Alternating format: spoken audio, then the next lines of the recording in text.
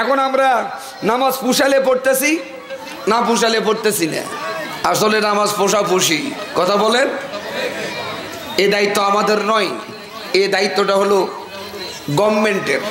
আল্লাযীনা ইম্মাক্কান্নাকুম ফিল আরদি আকামুস সালাহ আতুজ যাকাহ আমারু বিল মারুফ ওয়া নাহাউ আনিল মুনকার। আল্লাহু আকবার।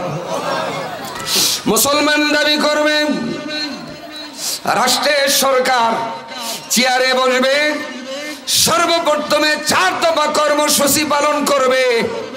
1 নাম্বার কর্মসূচি হলো নামাজের বিল পাস করবে। আগামীকাল ডক্টর ইউনূস যদি বলে র‍্যাব জি স্যার ৬৮,০০০ গ্রাম বাংলায় আজান দিবে, মুসলমান দাবি করবে নামাজে যাবে না, ৫-10টা বাড়ি, ১০,০০০ টাকা জরিমানা, 3 মাস জেল। এই ফতোয়া যদি আগামীকাল দেয়, জোহর হতে হতে একটা বেনামাজি বাংলাদেশে খুঁজে পাওয়া যাবে না। আরো জোরে বলেন। দায়িত্বটা কার? গভর্নমেন্টের, সরকারের। ওয়াতুজ যাকাহ, যাকাত আদায় করবে গভর্নমেন্ট। এখন যাকাত আদায় করে আমরা হুজুরেরা, মাদ্রাসার সভাপতি, সেক্রেটারি, ক্যাশিয়ার পুষালে দেয় না পুষালে দেয় না। যাকাত দাতার বিরুদ্ধে কথা বললে বলেন যে আমাদের বিরুদ্ধে কথা বলেন, আমাদের কাছ থেকে যাকাত নিবার আইছেন, যা দিমু না। এই পার্টিও কিন্তু আগামীকাল শুধু ডক্টর ইউনূস বলবে পুলিশ জি স্যার, যাদের উপর যাকাত ফরজ মুসলমান দাবি করবে দিবে না, ৫-10টা বাড়ি, ১০,০০০ টাকা জরিমানা, 3 মাস জেল। খোদার কসম, বাংলাদেশে যারা যাকাত দেনিওয়ালা না দিয়ে তারা ঘরে বসে থাকার সুযোগ পাবে না।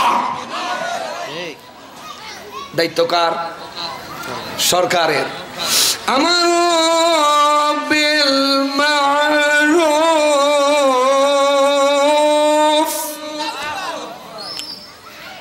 ভালো কাজের আদেশ করবে সরকার, ওয়া নাহাউ আনিল মুনকার, অসৎ কাজ থেকে বিরত রাখবে সরকার। এখন রাখি আমরা বিড়ি, গুল, জর্দা, আলোয়া, তামাক, আফিম, আইশ, হেরোইন, ফেন্সিডিল, ইয়াবা, ট্যাবলেট, বিসি, বাবা। নিজের বাপক ডবল বাপ জীবনেও কই না। বাবা স্বাধীন হলো ৫৪ বছর ধরে, বয়ান হলো, বক্তৃতা হলো। আল্লাহর গোলামেরা বলুন তো, মদ মাদকতা কি বন্ধ করা সম্ভব হয়েছে? যদি না হয়ে থাকে, সকল সমস্যার সমাধান দিতে পারে আল কোরআন, অর্থাৎ মানব রচিত আইন দিয়ে এই মদ মাদকতা, এই তামাক, আফিম, আইশ, হিরোইন, জেনা, ব্যভিচার, খুন খারাপি, রাহাজানি, টেন্ডারবাজি, ধোঁকাবাজি, মাস্তানি, সন্ত্রাসী বন্ধ যদি আপনি আমি করতে চাই, কোরআনের বিকল্প কোনো পথ আছে কি? কথা বলতে হবে, আছে কি?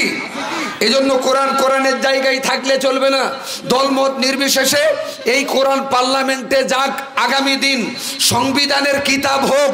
কারা কারা চান একটু হাত তুলে আমার আল্লাহকে দেখান। নারায়ে তাকবীর, লিল্লাহে তাকবীর। আল কোরআনের আলো, এই জালো রে জালো, কোরআন আছে যেখানে। সম্মানিত ভাইরা, কয় দফা?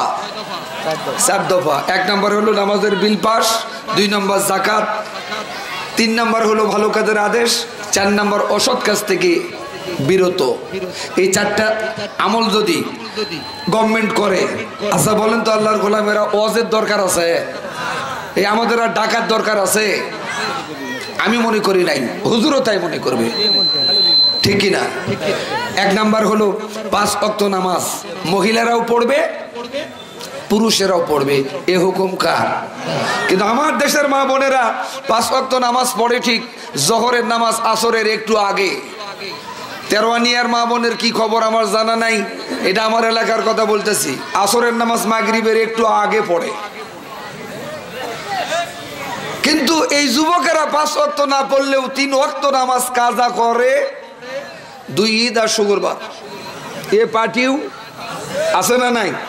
অথচ নামাজ আপনাকে আমাকে শিখাচ্ছেন ইন্নাস সালাতা তানহা আনিল ফাহশাই ওয়াল মুনকার, নিশ্চয়ই নামাজ নামাজিকে শত অশ্লীলতা, বেহপনা, গর্হিত খারাপ মন্দ কাজ থেকে বিরত রাখে। সম্মানিত ভাইরা, অনেকে আপনারা মাহফিল শোনার জন্য, কোরআন শোনার জন্য এসেছেন, অনেকে এশার নামাজ পড়েছেন, অনেকে এশার নামাজ পড়েন নাই, নিয়ত করে বসে আছেন দুইজন সভাপতির উপস্থিতিতে, একজন পরিচালকের উপস্থিতিতে, একজন বক্তার উপস্থিতিতে আলোচনা শুনবো, ইনশাআল্লাহ ফজরের নামাজটা পড়বো না। এ পার্টিও এক নাম্বার নামাজ, দুই নাম্বার হলো রমজান মাসের রোজা। আচ্ছা ভাইরা, সত্যি করে বলেন তো, রোজা মহিলারা বেশি করে না পুরুষেরা? জোরে কোন? আমি একমত, একাত্মতা ঘোষণা করলাম, মহিলারা রোজা বেশি করে, কারণ মাসেরটা করে, নফল করে, সুন্নত করে, এরপর স্বামী অসুস্থ হলে তারও জন্য দুটা নিয়ত করে করে।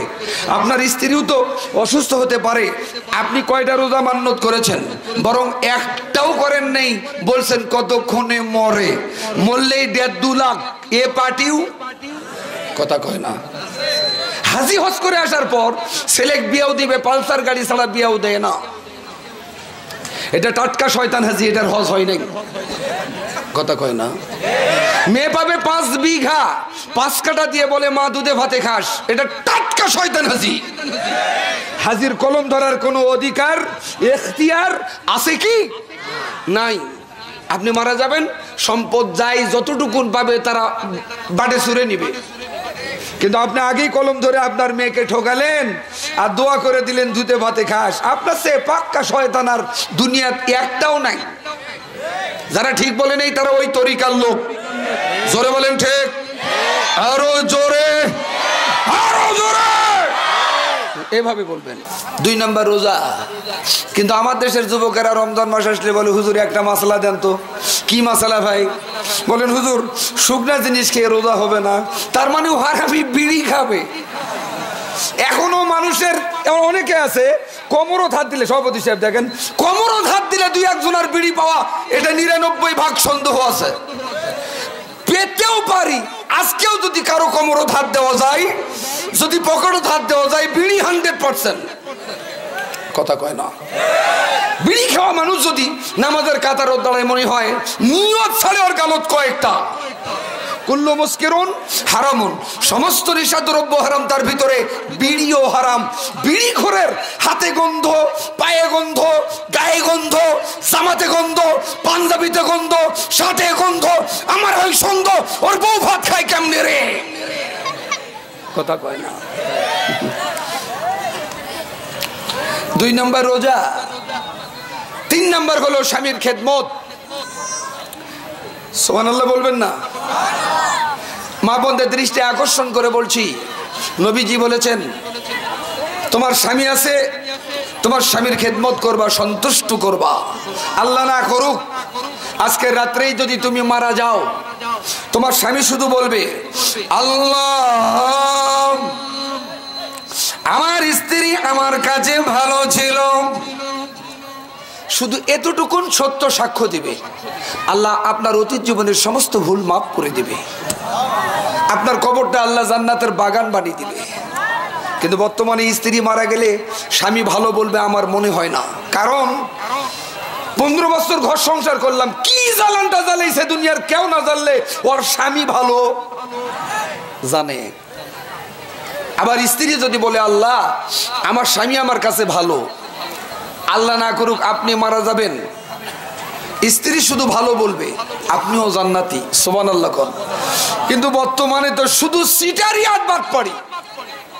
মোহরানা যদি হয় 1 লাখ, দেয় 500, নগদ সম্পূর্ণ বাকি, মরার পরেও দেয় না। এটা পাক্কা সিটার। আরে কথা কয় না। যদি আপনারা ঠিকঠাক না বলেন বুঝবো আপনারাও ঠকানের চিন্তায় আছেন। একটু আওয়াজ দিয়ে বলেন ঠিক কিনা, আরো জোরে বলেন। দেখবেন কিছু যুবক আছে বিয়েও করবার যখন যায় রুমাল নাকদ দেয়। যদি রুমাল নাকদ দেয় বুঝতে হবে 99.5% মোহরানা বাকি থোয়ার লক্ষণ। কি থোয়া? এই জন্য মোহরানা দেওয়া ফরজ না গরজ? 100% ফরজ, নামাজের মতোই ফরজ, অবশ্যই দিবেন। আল্লাহ পরিশোধ করার তৌফিক দান করুক। ও মা ও বোন, আপনার স্বামী জীবিত আছে, বাড়ি আসছে আপনার স্বামী, আপনি যে সালাম দেবেন। নবীজি বললেন স্বামী আর স্ত্রী সালাম দিয়া যদি মুসাফা করতে পারে, অলরেডি সগীরা গুনাহ খাতা আল্লাহ স্বামী স্ত্রীর মাফ করে দেয়। আপনি স্বামী আপনার স্ত্রীকে দেখা মাত্র আপনি সালাম দেন, দেখবেন সালাম দিয়ে মুসাফা করবেন, অলরেডি সগীরা গুনাহ স্বামী স্ত্রীর আল্লাহ মাফ করে দিবে। আস্তে কোন সুবহানাল্লাহ। এই ওয়াজ তো আমরা কত শুনলাম, এখানে অনেক বিবাহিত ভাইয়েরা আছেন, বলেন তো মাহফিল শুনে গিয়ে বাড়ির কয়জন সালাম দেন? দেখেন সভাপতি সাহেব, খালি ওয়াজই শুনলাম কিন্তু স্ত্রী সালাম দিলাম না। দিবেন তো ইনশাল্লাহ? বলেন ইনশাল্লাহ। সম্মানিত ভাইরা, এই আমল আপনারা করবেন না যারা বিয়েও করেন নাকি। যুবক যুবতী রাস্তা দিয়ে যাবে, পাইকারি ধরে মুসাফা করবেন, বাপ ভাই যদি দেখতে পায় শরীরের চামড়া কিন্তু একটাও রাখবে না। এই আমল আপনারা করবেন না। সম্মানিত মা ও বোনেরা, 3 নাম্বার হলো স্বামীর খেদমত, 4 নাম্বার হলো ইজ্জতের হেফাজত। অকরনা ফি বুয়ুতিকুন্না ওয়ালা তাবাররুজনা তাবাররুজাল জাহিলিয়াতিল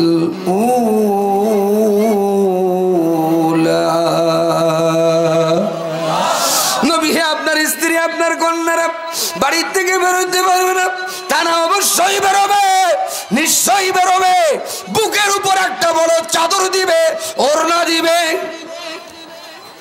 এখন চাদর দেয় না, ওড়না দেয় না, দেয় মাফলার। বলতে পারেন হুজুর আপনারা আলেম মানুষ, দেখলেন কেমনে? ওনারা দেখায় তাই এনারাও দেখে। আরো জোরে কোন?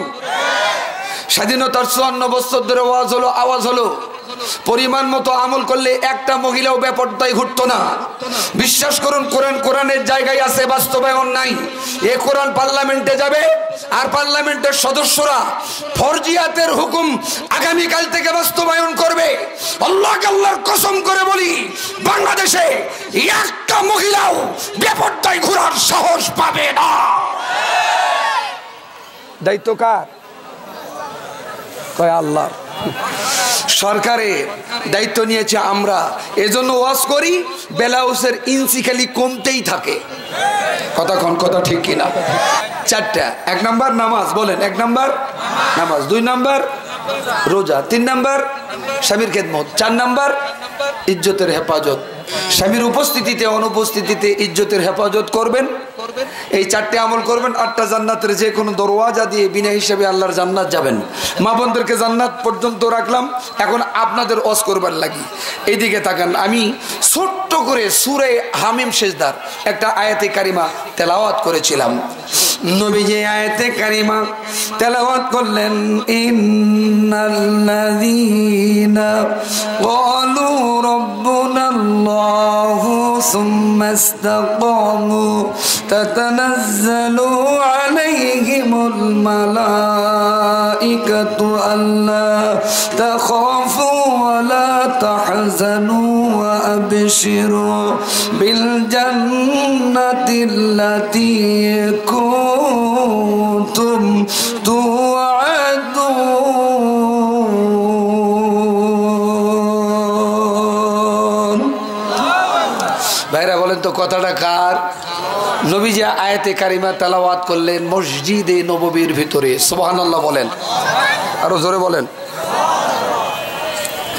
সম্মানিত ভাইরা, আমাদের এলাকার মসজিদ নাই, জোরে বলেন আছে না? মসজিদের সভাপতি, সেক্রেটারি, ক্যাশিয়ার হবে কারা? কাদেরকে আল্লাহ ইন্ডিকেট করে বলেছেন, এ কথাও কোরআনে আল্লাহ বলে দিয়েছেন। সুবহানাল্লাহ। আল্লাহ বললেন 5টা গুণে গুণান্বিত যারা, তারা হবে মসজিদের সভাপতি, সেক্রেটারি, ক্যাশিয়ার, সদস্য।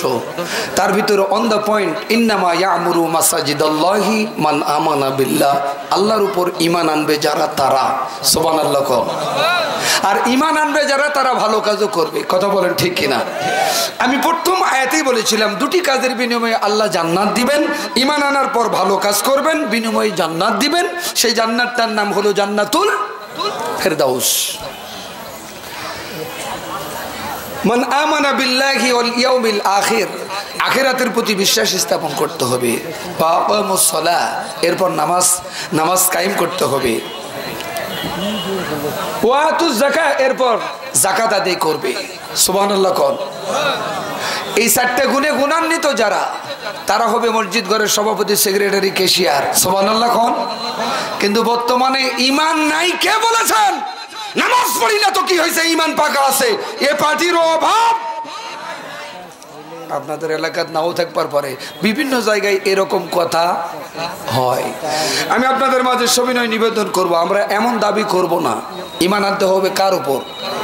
ঈমান আনতে গেলে পরীক্ষা আছে না নাই? নবীজি আয়াতে কারিমা তেলাওয়াত করলেন মসজিদে নববীর ভিতরে 25 জন সাহাবী বসা। নবীজি কেঁদে কেঁদে বলছেন, আমার সাহাবারা, আমি যে আয়াতে কারিমা তেলাওয়াত করলাম, এই আয়াতের অর্থ কি তোমরা জানো?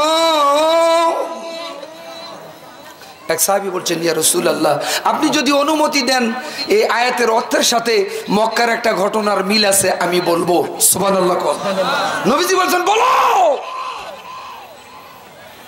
বলছেন, ইয়া রাসূলুল্লাহ, আমি তখন পর্যন্ত ইসলাম গ্রহণ করি নাই, কালমা পড়ে মুসলমান হই নাই। আমি আবু জেহেল, উতবা, সাইবা, আবু সুফিয়ান তাদের সাথে ছিলাম, ওই লিডারদের সাথে। কিন্তু আপনার এক রাজপথের লড়াকু সৈনিক, কোরআনওয়ালা, আল্লাহওয়ালা, নবীওয়ালা, রাসূলওয়ালা রে আবু জেহেলের নেতৃত্বে উতবা, সাইবা ধরলো। ধরার পর তারা আমার পিঠ আরম্ভ করলো। মারতে মারতে শরীর থেকে রক্তগুলো আল্লাহর জমিনে টস টস করে পড়তে লাগলো।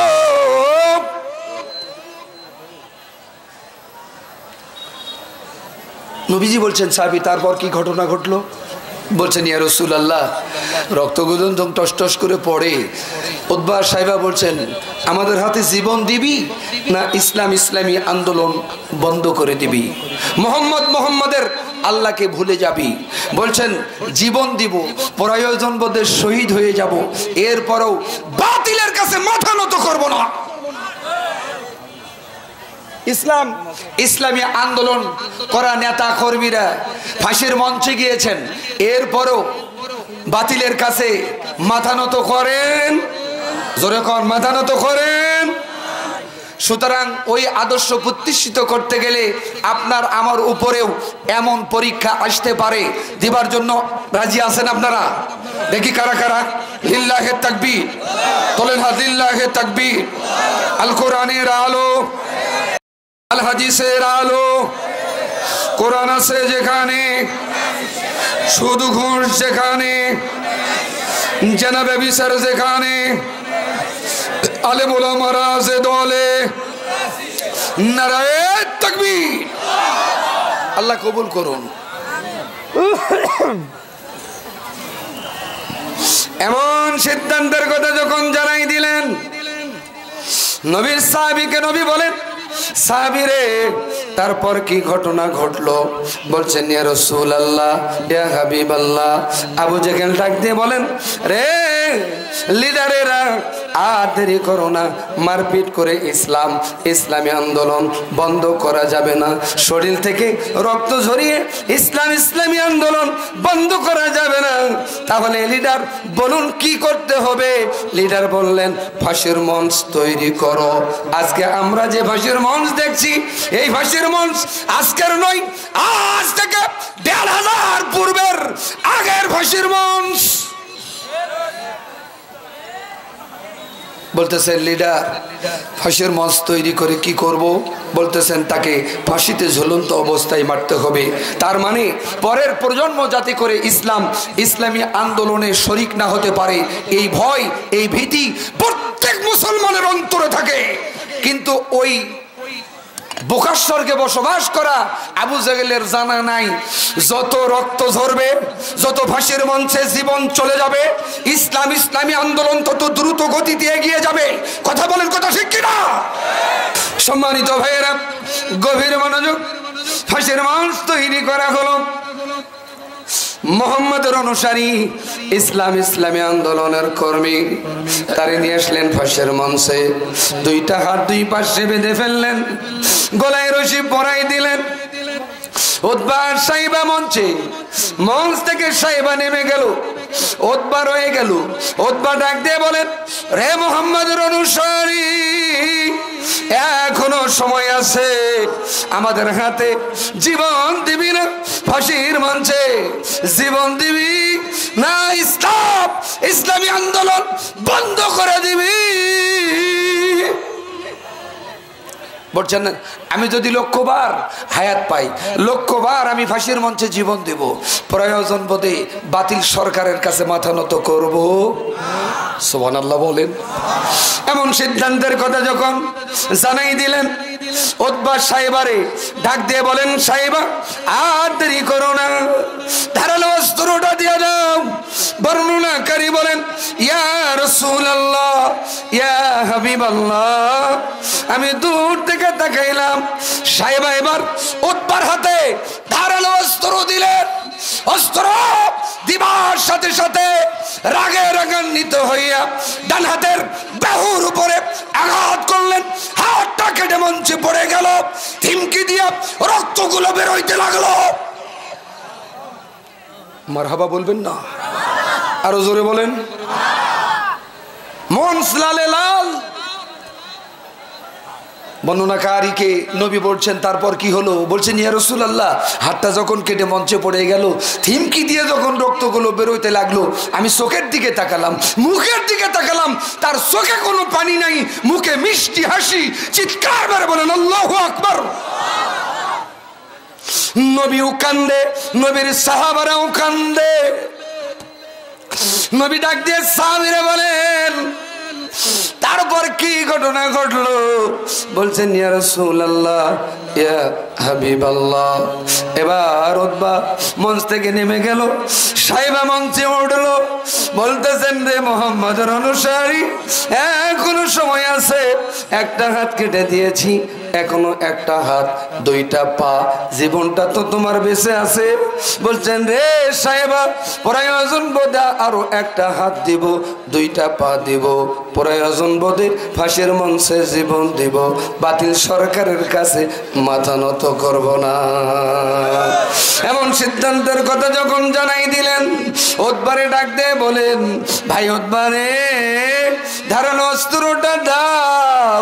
ধারালো অস্ত্রটা যখন হাতে নিলেন, বর্ণনাকারী বলেন, ইয়া রাসূলুল্লাহ, ইয়া হাবিবাল্লাহ, আমি দূর থেকে তাকাইলাম, সাইবা রাগে রাগান্বিত হইয়া বাম হাতের বাহুর উপরে আঘাত করলেন, হাতটা কেটে যখন মঞ্চে পড়ে গেল, থিমকি দিয়া রক্তগুলো বেরোইতে লাগলো, মঞ্চ লালে লাল।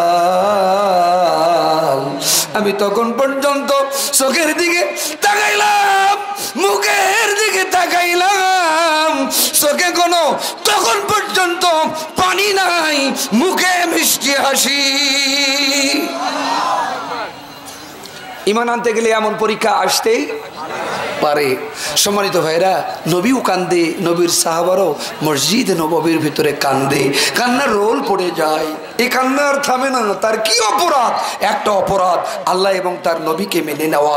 আজকেও ইসলামী আন্দোলনের নেতা কর্মীদের কি অপরাধ? শুধুমাত্র কেবলমাত্র একটাই অপরাধ, কোরআনের আন্দোলন করা। কথা বলেন, কথা ঠিক কিনা? কষ্ট হচ্ছে কি আপনাদের? সম্মানিত ভাইয়েরা, গভীর মনোযোগ। নবীজি ইসলামের বলছেন, তারপর কি ঘটনা ঘটলো? বলতেছেন, ইয়া রাসূলুল্লাহ, আমি দূর থেকে তাকাইলাম, এবার রাষ্ট্রপতি, রাষ্ট্রনায়ক নিজে মঞ্চে গেল। রাষ্ট্রনায়ক হলো আবু জেহেল। আবু জেহেল ডাক দিয়ে বলেন, মুহাম্মাদের অনুসারীরে, আমি দেখেছি দুইটা হাত তোমার কেটে গেছে, এখনো তো জীবন বেঁচে আছে, আমার কাছে প্রাণ ভিক্ষা চাও রে মুহাম্মাদের অনুসারী, আমি তোমারে জানে বাঁচাই দিব। বলছেন, আমি তো অপরাধ করি নাই, আমি প্রাণ ভিক্ষা চাবো কি? নেতৃবৃন্দুদের এ প্রস্তাব দেওয়া হয়েছিল যে আপনারা প্রাণ ভিক্ষা চান। নেতৃবৃন্দু বলেছেন যে আমরা তো কোনো অপরাধের সাথে জড়িতই ছিলাম না, আমরা প্রাণ ভিক্ষা চাবো কি? আমরা বিশ্বাস করি আমরা বাঁচলে গাজী, মারা গেলে শহীদ, আর এই মৃত্যুই তো আমরা কামনা করি। কথা বলেন, কথা ঠিক কিনা? যে মৃত্যু কামনা করেছিলেন শহীদ আল্লামা দেলোয়ার হোসেন সাইদি। কথা বলেন, কথা ঠিক কিনা? সাইদি ভক্তের এই আওয়াজ নরমাল হলে চলবে না, একটু আওয়াজ দিয়ে কথা বলতে হবে। কথা বলেন, কথা ঠিক কিনা? আজ তাফসীর করার জন্য যখন চেয়ারে বসি বুকটা দল দল করে কেঁপে উঠে। আগে ইসলামী জলসা, ইসালে সব এই নামগুলো ছিল। কথা বলেন ঠিক কিনা? তাফসীর মাহফিলের যিনি জনক তিনি হলেন বিশ্বনন্দিত মুফাসসির। বাংলাদেশ সহ বিশ্বের মাটিতে 53 বছর ধরে যিনি ওয়াজ করলেন তিনি হলেন বিশ্বনন্দিত মুফাসসির আল্লামা দেলোয়ার হোসেন। তিনি আল্লাহর কাছে দুইটা আবদার করেছিলেন, আল্লাহ জেলখানার থেকে যদি বাড়াইতে পারি তোমার ঘরের একটা বার মেহমান হতে চাই। সুবহানাল্লাহ বলবেন না? আর একটা আপত্তি করেছিলেন, নিবেদন করেছিলেন আল্লাহর কাছে, আল্লাহ আমি যদি জেলখানার থেকে বাড়াইতে পারি তাহলে বাংলাদেশের মানুষকে আর একটা বার কোরআনের তাফসীর শোনাতে চাই। সুবহানাল্লাহ বলবেন না? কিন্তু তার আগেই সবার আশা সব বিষয়ে পূরণ হয় না। সম্মানিত ভাইয়েরা আমার, তার আশা তার বুকেই থেকে কবরের যাত্রী তিনি। তাকে মারা হয়েছে প্ল্যান করে, বিষ প্রয়োগ করে। ইমাম আজম আবু হানিফা রহমতুল্লাহ আলাইকে যেমন বাদশাহ মনসুরের নেতৃত্বে বিষ প্রয়োগ করে হত্যা করেছে, আমাদের যুগের মুজাদ্দিদ আল্লামা শহীদ দেলোয়ার হোসেন সাইদিকেও এরকম করে বিষ প্রয়োগ করে হত্যা করা হয়েছে। কথা বলেন, কথা ঠিক কিনা? আমরা অনতি বিলম্বে আজকের মাহফিল থেকে এভাবে বলতে চাই, তত্ত্বাবধায়ক সরকারের প্রধান উপদেষ্টা যে ডাক্তার আল্লামা সাইদিকে বিষ প্রয়োগ করে হত্যা করেছে, অনতি বিলম্বে খুঁজে বাইর করে ফাঁসির মঞ্চ তৈরি করে ঝুলন্ত অবস্থায় জাতির সামনে মারতে হবে। কথা বলেন, কথা ঠিক কিনা? এই ডাক আসতে পারে কাপড়ের কাপড় পরে মাঠে ময়দানে ওই সমস্ত বাতিলদের বিরুদ্ধে ডাক আসে মাত্র কারা কারা যাওয়ার জন্য রাজি আছো? দুই হাত তুলে আমাকে দেখাই দাও।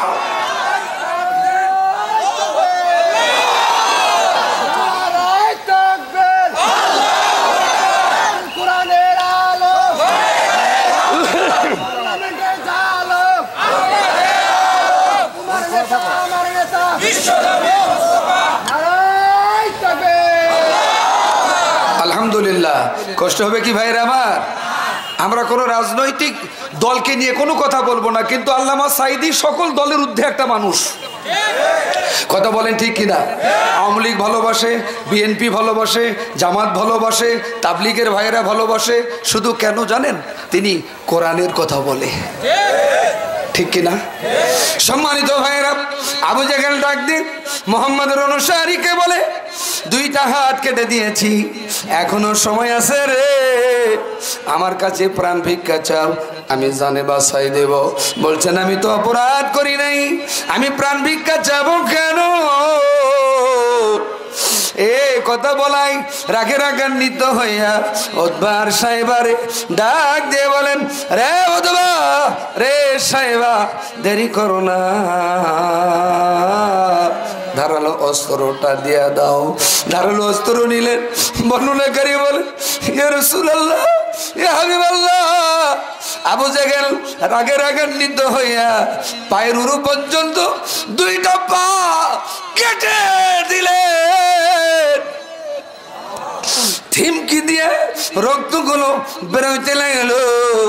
বর্ণনাকারী বলেন, ইয়া রাসূলুল্লাহ, আমি দূর থেকে তাকাইলাম, মাথা থেকে কোমর পর্যন্ত গলায় রশি ভর করে, রশিটা গলায় কিটকিট করে বসে। আমি আমার কান দিয়া শুনতে পেলাম গলার রশি যখন কিট কিট করে বসে গো, ফুস্তু রব্বি ও রব্বাকুমুল কাবা, জোরে কোন আল্লাহু আকবার। ফুস্তু রব্বি ও রব্বাকুমুল কাবা। রে আবু জাহেল, রে উদবা, রে সাহেবা, ওই কাবা শরীফের মালিকের কসম করে বলি, আমার গলার রশি গলায় কিট কিট করে বসার আগেই আমার জানটা আল্লাহর জান্নাতে নিয়ে যাওয়া হচ্ছে। আর আসতে কোন সুবহানাল্লাহ। বর্ণনাকারীও কান্দে, নবীও কান্দে। বলছেন, ইয়া রাসূলুল্লাহ, এমন দৃশ্য নিঃস্বকে দেখার পর বাপ দাদার ধর্ম ত্যাগ করে সাথে সাথে ওপেনে কালিমা পড়ে মুসলমান হয়েছি। বলেন লা ইলাহা ইল্লাল্লাহু মুহাম্মাদুর মুহাম্মাদুর রাসূলুল্লাহ লা ইলাহা ইল্লাল্লাহ বলেন বলেন লা ইলাহা ইল্লাল্লাহ মুহাম্মাদুর রাসূলুল্লাহ সাল্লাল্লাহু আলাইহি ওয়াসাল্লাম। সম্মানিত ভাইয়েরা আমার, কালমা পড়ে মুসলমান হলেন। এবার বলছেন ইয়া রাসূলুল্লাহ, আমাকেও তারা ধরলেন কিন্তু আমারে জানে মারলেন না। সবাইরে ধরবে, সবাইরে জানে মারবে তা কিন্তু না, কাউরে মারবে কাউরে ছাড়বে। কথা বলেন, কথা ঠিক কিনা? এমন সিদ্ধান্তের কথা যখন জানাই দিলেন, বর্ণনাকারী বলছেন ইয়া রাসূলুল্লাহ ইয়া হাবিবাল্লাহ, হাত কেটে দিল, পা কেটে দিল, গলার রশি গলায় কিটকিট করে বসতে লাগলো। আমি চোখের দিকে তাকাইলাম, মুখের দিকে তাকাইলাম, চোখে কোনো পানি নাই, মুখে মিষ্টি হাসি। এর কারণ কি জানতে চাই? নবীর সাহাবী যদি জানতে চাই, ও পার্বতীপুরের ভাইরা, তেরোয়ালির ভাইরা, আপনাদেরও জানার দরকার আছে না নাই? কার কার আছে একটু হাত তুলে দেখান তো। নারায়ে তাকবীর, আর লিল্লাহি তাকবীর, জোরে না, নারায়ে তাকবীর। অতিথিরা আসছে, আমাদের মাঝে অতিথিরা এসেছেন। আমরা দোয়া করি আল্লাহ প্রত্যেকের হায়াতে বারাকা দান করুন। সকলে বলুন আল্লাহুম্মা আমিন। ভালো আছেন? ইয়া রাসূলুল্লাহ ইয়া হাবিবাল্লাহ, হাত কেটে দিল, পা কেটে দিল, গলা রশি গলায় কিটকিট করে বসলো। এর কারণ কি আমরা জানতে চাই। নবীজির সাহাবারা এক বাক্যে মসজিদে নববীর ভিতরে বললেন আমরাও জানতে চাই। আপনারাও কিন্তু জানতে চেয়েছেন, আমি জানাবো কিন্তু একটু পর। এই যে বর্ণনা করলেন তার নাম কিন্তু এখনো আমি বলি নাই। তার নাম হলো সাঈদ ইবনে আমের। নাম কি? সবাই বলেন, নাম কি? সাঈদ ইবনে আমের। আবু বকরের সংক্ষিপ্ত খেলাফতে রাষ্ট্রীয় কোনো পদমর্যাদা তাক দেওয়া হয় নাই। অর্ধজাহানের খলিফা, খলিফাতুল মুসলিমিন, আমিরুল মুমিনিন উমরের শাসন আমলে তাকে হিমসের গভর্নর করা হয়। সুবহানাল্লাহ কোন আসতে কোন সুবহানাল্লাহ। কোথাকার গভর্নর? আমিরুল মুমিনিন, খলিফাতুল মুসলিমিন। ডাক দিয়ে বলেন সাইদ রে, হিমসের গভর্নর বানাই দিলাম, নেতা বানাই দিলাম, লিডার বানাই দিলাম। একটা তালিকা দিবা আমারে। এই তালিকা স্যার বলতেছেন ইয়াতিম, মিসকিন, বিধবা, গরিবদের তালিকা। 6 মাস পর আমি হিমসে যাব। সেই অনুপাতে আমিরুল মুমিনিন সাঈদ ইবনে আমেরকে বললেন, 6 মাস পর হিমসে গেলেন জনগণকে নিয়ে, পাবলিককে নিয়ে।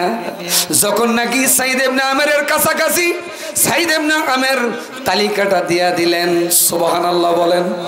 ওমর তালিকাটা পড়তেছেন, ইয়াতিম, মিসকিন, বিধবা, গরিব। গরিবদের তালিকায় সাঈদ ইবনে আমেরের নাম লেখা। ওমর ডাক দিয়ে বলছেন, ও হিমসের জনগণ, এই সাঈদ ইবনে আমের কে গো? বলতেছেন আপনি যাকে গভর্নর করে পাঠাই দিয়েছেন তিনি হলো সাঈদ ইবনে আমের। ওমর বলেন, তিনি কি গরিব হইছে? জনগণ বলেন, গরিব হইছে না ধনী হইছে আমরা জানি না, কিন্তু আমাদের নেতার বিরুদ্ধে আমাদের তিনটা অভিযোগ আছে। কার কাছে অভিযোগ দায়ের করতেছে? অর্ধজাহানের খলিফা তার কাছে বিগত দিনে নেতার বিরুদ্ধে কিছু বললে ওই নেতা আমাদের মাঝে বলেছেন, ছোট মুখে বড় কথা ধর। কথা কয় না? আরো জোরে বলেন। এমনও নেতা দেখেছি হক কথা কোরআন থেকে বলতে গেলে মাউথপিস পর্যন্ত আমাদের কেড়ে নিয়েছে। আমরা আজকে ওপেন দাওয়াত দিচ্ছি, আসেন তো কারে নেন তো। আপনি কারে নিতে হবে না, আপনি উঠে একটু দাঁড়ান তো। আপনি দাঁড়াইছেন, বসতে পারবেন না। কথা বলেন, কথা ঠিক কিনা? থাক, আছে তো, ধৈর্য নিয়ে আছে আলহামদুলিল্লাহ। ওগুলো আমাদের পাহারাদার, শুকরিয়া। সম্মানিত ভাইরা, আমিরুল মুমিনিন খলিফাতুল মুসলিমিন জনগণকে বললেন, পাবলিককে বললেন, সে কি গরিব হয়েছে? বলছেন গরিব হয়েছে না ধনী হয়েছে আমরা জানি না।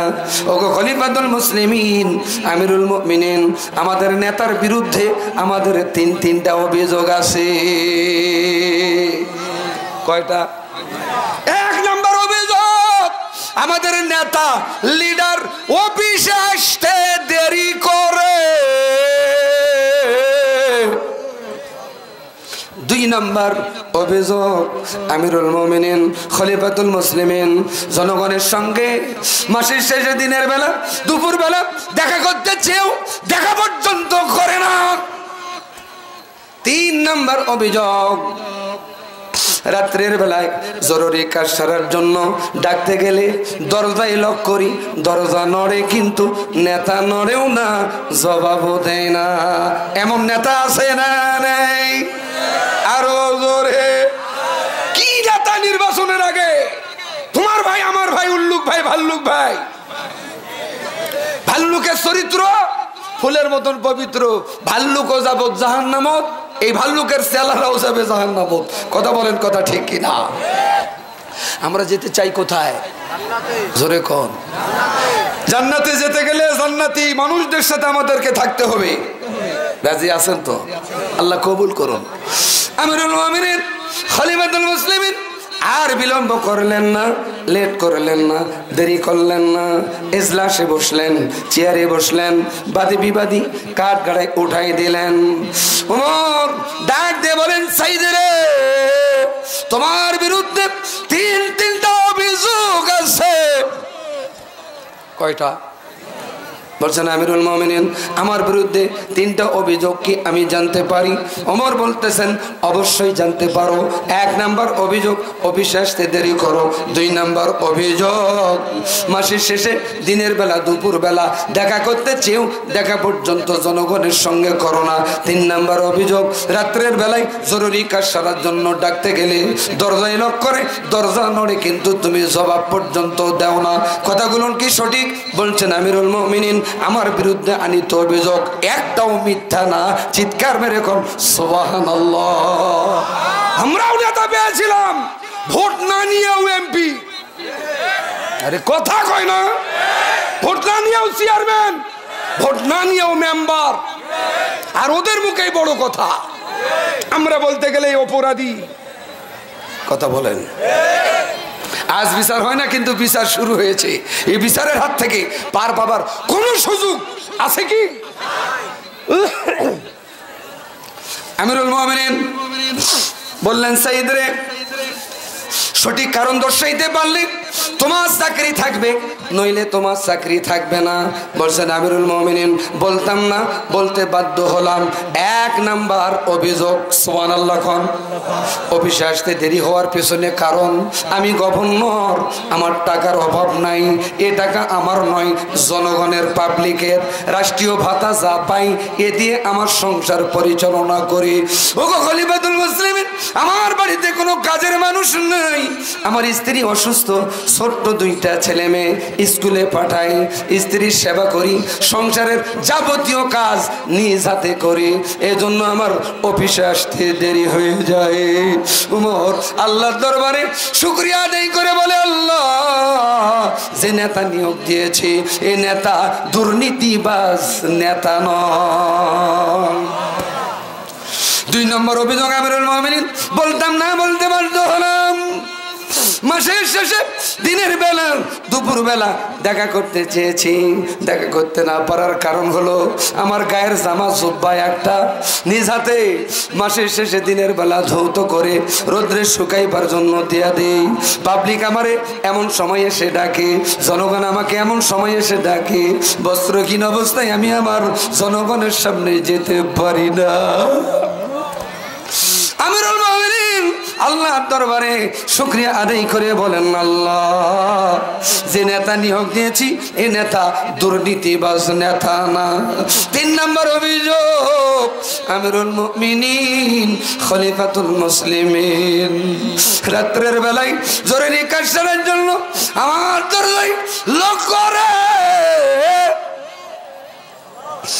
দরজা নড়ে, আমি জবাব দিতে না পারার কারণ হলো অফিসে থাকাকালীন যতটুকুন সময় আল্লাহকে স্মরণ করার ততটুকুন করতে পারি। অফিস থেকে বাড়ি আসা মাত্র সমস্ত দুনিয়াবি কাজ বাদ দিয়ে আমি নামাজে দাঁড়িয়ে যাই। ওগো খলিফাতুল মুসলিমিন, নামাজে থাকাকালীন কেউ যদি ডাকে জবাব দেওয়া যায়, এ মাসলা সাইদ ইবনে আমেরের জানা নাই। ওমর বলছেন না না, জবাব দেওয়া যায় না। বলছেন হুজুর আমি এজন্য জবাব দিতে পারি না। ওমর চেয়ার থেকে দাঁড়াই গেলেন, রুকু গেলেন, সিজদায় গেলেন, যে বলেন আল্লাহ, বলেন আল্লাহ, যে নেতা নিয়োগ দিয়েছি এ নেতা দুর্নীতিবাজ নেতা না। 15 বছর 7 মাস পূর্বে এমন আমরা সুযোগ পাই নাই। আগামী দিন আমরাও নেতা নির্বাচন করব উমরের ভূমিকা অনুযায়ী। কথা বলেন, কথা ঠিক কিনা? আল্লাহ পাক আমাদের উমরের ভূমিকায় আগামী দিন নেতা নির্বাচন করার তৌফিক দান করুক। সকলে বলুন আমিন। সম্মানিত ভাইয়েরা, যেহেতু প্রধান বক্তা অনেক দূর থেকে এসেছে, আমার কাছে একটু গুরুর দায়িত্ব দিয়েছেন কমিটিরা। অনেক অতিথিরা আসছে, তাদেরকেও সময় দিতে হবে। আল্লাহর গোলামেরা গভীর মনোযোগ। সাহাবী বলছেন ইয়া রাসূলুল্লাহ, ইয়া হাবিবাল্লাহ। হাত কেটে দিল, পা কেটে দিল, গলা রশি গলায় কিটকিট করে বসলো। আমি চোখ দিয়ে তাকাইলাম, তখন পর্যন্ত চোখে কোনো পানি নেই, মুখে মিষ্টি হাসি। এর কারণ কি জানতে চাই। আপনারাও জানতে চেয়েছেন ভাই, কথা বলেন, কথা ঠিক কিনা? ঘটনাটা মসজিদে নববীতে। বলেন তো, আমার নবী, বিশ্ব নবী সর্বপ্রথমে একটা মসজিদ চুজ করেছিলেন, চয়েস করেছিলেন জায়গা। ওই জায়গাটাতে আল্লাহর ঘর বানাবেন। নবী নিজে ওই জায়গাটার নাম কি? বলেন কি নাম? মসজিদে কুবা। এই মসজিদে কুবার জায়গাটা ছিল এক ইহুদির। সুবহানাল্লাহ কোন, আরো জোরে কোন সুবহানাল্লাহ। নবী ইহুদিকে যা নিজে প্রস্তাব করলেন, জায়গাটা বিক্রি করবা, বিনিময়ে আমরা টাকা দিব, আল্লাহর ঘর বানাবো। সুবহানাল্লাহ কোন। আল্লাহর ঘর যারা দুনিয়াতে বানাবে, আল্লাহ জান্নাতে তার জন্য এরকম একটা ঘর তৈরি করে দিবে। সুবহানাল্লাহ আসতে কোন। আচ্ছা জোরটা কি বলেন তো? সুবহানাল্লাহ। আল্লাহ জান্নাত দিতে চাইছে, আপনাদের পোষায় নাই? একটু আওয়াজ দিয়ে বলেন সুবহানাল্লাহ, আলহামদুলিল্লাহ, আল্লাহু আকবার। ইহুদি এক কথাই বললেন, এই জায়গা বিক্রি হবে না। নবী বাড়ি আসছেন, মনটা খুব খারাপ। আমি নবী জায়গা চাইলাম, সে জায়গাটা দিল না। অথচ নবীর সুপারিশ ছাড়া আমরা কেউ জান্নাত যাব না। কথা বলেন ঠিক কিনা? আমরা আমাদের নবীর জন্য আমাদের কলিজা পর্যন্ত দিতে পারি। আমার নবীর জন্য সাহাবারা জীবন দিয়েছে, সাহাবারা দিয়েছেন, নবীরাও নবীর জন্য জীবন দিয়েছেন। কথা বলেন, কথা ঠিক কিনা? আমরাও নবীর জন্য, নবীর উম্মতেরা জীবন দিতে পারি। কথা বলেন, কথা ঠিক কিনা? সুতরাং সেই নবীর মন খারাপ। আবু বকর এসে দেখেন নবীর মন খারাপ। বলছেন ইয়া রাসূলুল্লাহ, আপনার মনটা কেন খারাপ? বলছেন আবু বকর, ঘটনা এই। বলছেন আপনি অনুমতি দিলে আমি একটু ইহুদির কাছে যেতে পারি? আল্লাহ নবী বলছেন জি যাও। উনিও প্রস্তাব দিলেন আবু বকর। আবু বকরকে বললেন এই জায়গা বিক্রি হবে না, আল্লাহর ঘরের জন্য। এবার উমর আসছে, যে উমরের কথা শোনা মাত্র অনেকের পেশাব বন্ধ হয়ে যেত। সেই উমর বলছেন ইয়া রাসূলুল্লাহ, আপনার মন খারাপ, এটা হতে পারে না, এটা বরদাস্ত করা যায় না, আপনি অনুমতি দেন আমি একটু যাই। উমরও গেলেন, একই কথা বললেন, এই জায়গা বিক্রি হবে না, আল্লাহর ঘরের জন্য। আলীও আসলেন, আলীও অনুমতি নিয়ে গেলেন, আলীকেও বিদায় দিয়ে দিলেন। কিন্তু ওসমান এক সফরে ছিলেন, ব্যবসার খাতিরে বাসায় এসে নবী সাল্লাল্লাহু আলাইহি সাল্লামের কাছে এসেছেন। মারহাবা বলেন। নবীর এসে দেখেন মনটা ভার, আবু বকরের মন ভার, আলীর মন ভার, উমরের মন খারাপ। ওসমান বলেন ইয়া রাসূলুল্লাহ, কি হয়েছে? কেউ কি আপনারে বলেছে? বলছেন জি, আমি একটা জায়গা চুজ করেছিলাম, পছন্দ করেছিলাম, ইহুদির আল্লাহর ঘর মসজিদ বানাবো, কিন্তু আমাকে জায়গাটা দিতে তিনি চান নাই। উসমান বলছেন ইয়া রাসূলুল্লাহ, আপনি অনুমতি দিলে আমি একটু চেষ্টা করতে পারি। বলছেন অনুমতি দেওয়া হলো। ওসমান নিজে গেল, যাওয়ার পর বলতেছেন জায়গাটা বিক্রি করবো না? বলছেন না। বলতেছেন যার বিনিময় হোক এই জায়গা আমি চাই, কারণ আল্লাহর ঘর তৈরি করা হবে, এতে আমার আল্লাহ এবং তার রাসূল খুশি হবে। সুবহানাল্লাহ বলবেন না? ইহুদি এই সুযোগে বলতেছেন বিনিময় যখন বলছো, তুমি কি বিনিময় দিবা গো ওসমান? ওসমান বলছেন কি বিনিময় চাও? বলতেছেন তোমার সমস্ত সম্পদ এই জমির বিনিময় দিতে হবে, রাজি? ওসমান বলছেন জি আমি রাজি। আসতে কোন? আর আমরা 1000 টাকা চাইলে মসজিদ মাদ্রাসার জন্য আপনার পকেট থেকে বাড়ায় না, দেখেন তাদের কুরবানি, তাদের ত্যাগ দেখেন। এমনি তারা দুনিয়াতে জান্নাতে সার্টিফিকেট পান নাই। ইহুদি বলতেছেন আমি জায়গা দিতে রাজি। ওসমান এসছেন সুসংবাদ দেওয়ার জন্য, আল্লাহ রসুলের কাছে সুসংবাদ দেওয়াই রাসূল তার জন্য দোয়া করছেন, আল্লাহ ওসমান যা করলো ওসমানের জন্য জান্নাতে এরকম একটা ঘর তৈরি করো। পিছে পিছে যে ইহুদি আসছে এটা আর দেখেন নাই।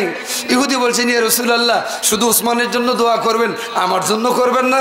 আমি ওসমানের সম্পদ সব ফেরাই দিলাম, ইয়া রাসূলুল্লাহ বায়াত গ্রহণ করে মুসলমান হয়ে আমার জন্য দোয়া করুন, আমিও যেন আল্লাহ এরকম একটা জান্নাতে ঘর তৈরি করে আমার জন্য।